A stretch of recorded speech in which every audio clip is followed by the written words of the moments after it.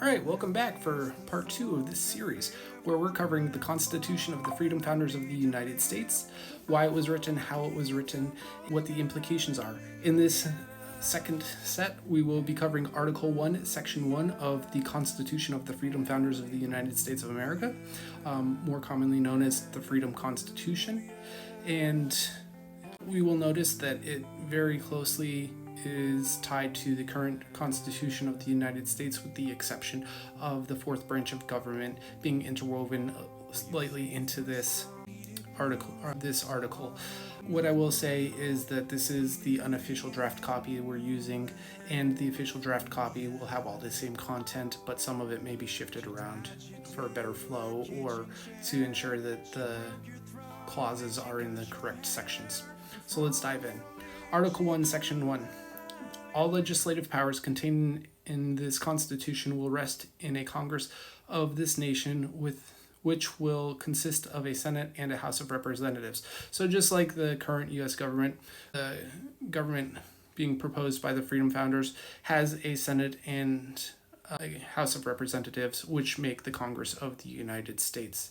The House of Representatives shall be composed of members elected every 3 years by citizens of the nation. Members shall be elected through a process delegated by the intercedent, which shall also hold the authority to issue writs of elections to select the Speaker of the House. So in this section, here's where we first see that kind of delegation to the intercedent. And we also see that representatives of the House of Representatives are elected for 3-year terms instead of 2-year terms. And we'll see why in a little bit, but essentially it has to do with the length of service that is going to be proposed by this Constitution. And we also see that elections are starting to be delegated to the intercedent. And we'll see exactly what the intercedent is in later portions of this series. No person shall be a member of the House of Representatives unless they meet the following qualifications. They must be at least 24 years of age. They shall have attained at least 10 years of citizenship in the United States. They shall have served less than 3 terms in any state or federal political position. Shall be an inhabitant of the jurisdiction for a minimum of 5 years from which they are elected at the time of their election. So what this section is doing is it's updating who can be elected to the House of Representatives. It's saying that if you've been a politician in any branch of government or any form of government for more than 3 terms combined, that you cannot be a representative in the House of Representatives. So this is like term limits, but a little bit more defined and stronger. So it sets 3 term limits in any portion of government ever. If you've had more than that, you cannot be a representative. It also says that you must be at least 24 years of age. This is a deviation. It's actually quite a bit younger than the current Constitution of the United States. And it says you have to have been a citizen for 10 years in the United States. And we'll get into later what is actually considered citizenship in the United States under this Constitution. But to be a representative in the House of Representatives under the Freedom Constitution, you need to have obtained 10 years of citizenship.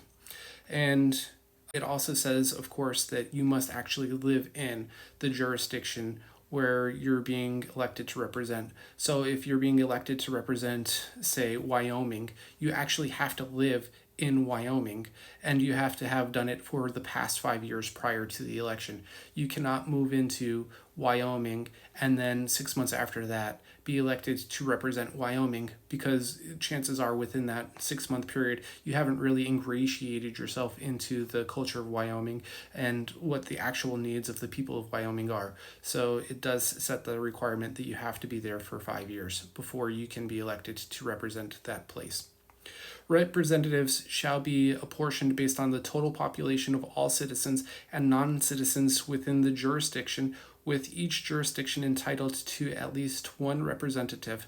The initial apportionment shall be carried over from the preceding form of government. Subsequent apportionments shall be determined by law based on the sum of all persons within each jurisdiction. So what this is saying is that the current number of House of Representatives representing each state shall remain the same if this Constitution were ratified until the next set of elections. And it says that the House of Representatives, the number of representatives given to each state, is based on the total population of both citizens and non-citizens of that state. And again, the definition for citizen and the definition for non-citizen will be provided later in this Constitution, but not everyone who lives in that state may be assigned the title citizen or non-citizen. There may be people in the actually there will be people in states that are neither citizen nor non-citizen. So we'll see what that means coming up here in a little bit.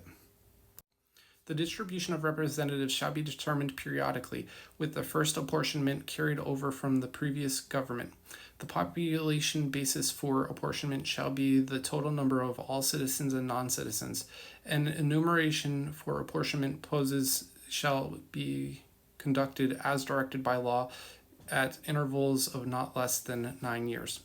So what this is saying, again, is that the number of representatives who are going to be representing each state or territory of the United States is based on the population of those states and territories, and it's saying that population or the census will be performed no less than every 9 years, which is less than the current 10-year census.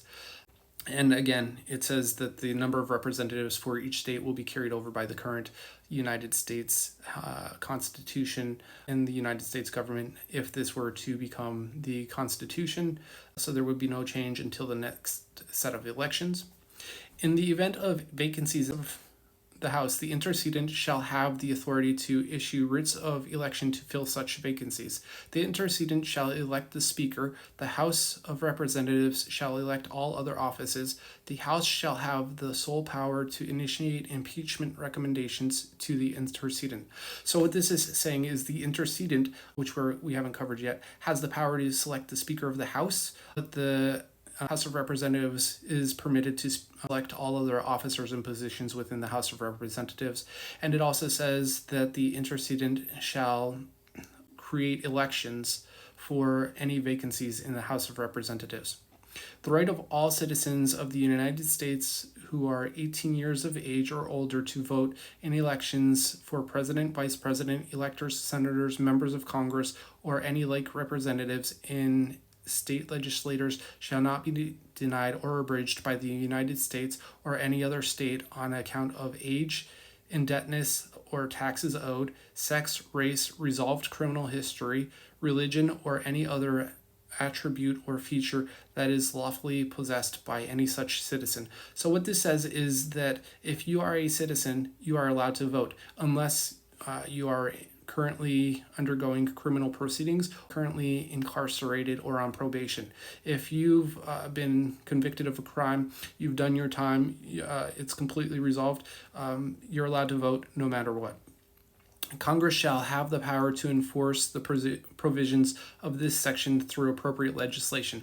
This means that Congress can make any laws that it deems necessary to ensure that this section is provided for, that it will be carried out, and that nothing will happen to reduce or deny anybody the power to vote or to limit any other powers or requirements provided in this section. And that brings us to the end of section 1 of the first article of the Constitution of the Freedom Founders of the United States.